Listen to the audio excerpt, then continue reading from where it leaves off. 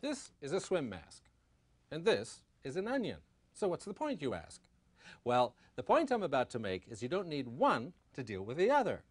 What I'm talking about is cutting and chopping onions without looking as though you just watched the saddest movie you've ever seen.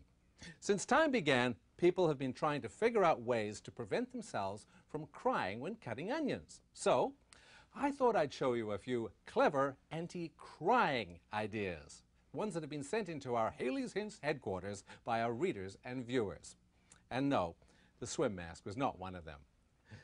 First of all, the reason you cry when cutting onions is mainly because there's a liquid ingredient in onions that kind of evaporates when the onion is cut and is exposed to the air.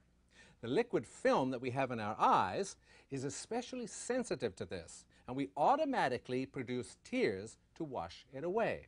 So much for Onions 101. Now let's take a look at 4 or 5 interesting solutions. Solution 1. Because cold substances usually evaporate slower than warm substances, what you may want to do is pop your onions into the refrigerator an hour or so before cutting them. Solution number 2.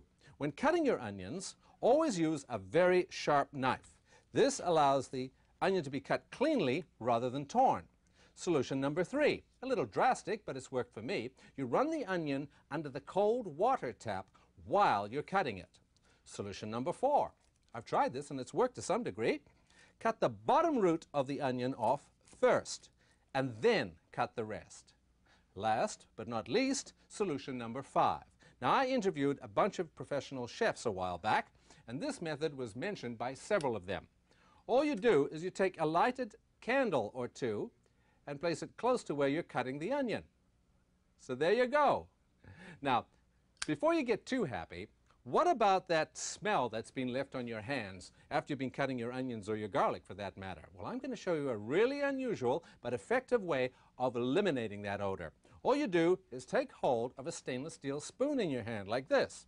Then you simply run cold water over your hand like this for about 10 or 15 seconds. Now, obviously, you do this under the tap in your sink, but I thought you'd get a better look at it this way. Now, I've actually seen a gadget in the store that does the same thing, kind of an oval-shaped piece of stainless steel. But why buy it when you have a perfectly effective and free spoon at home?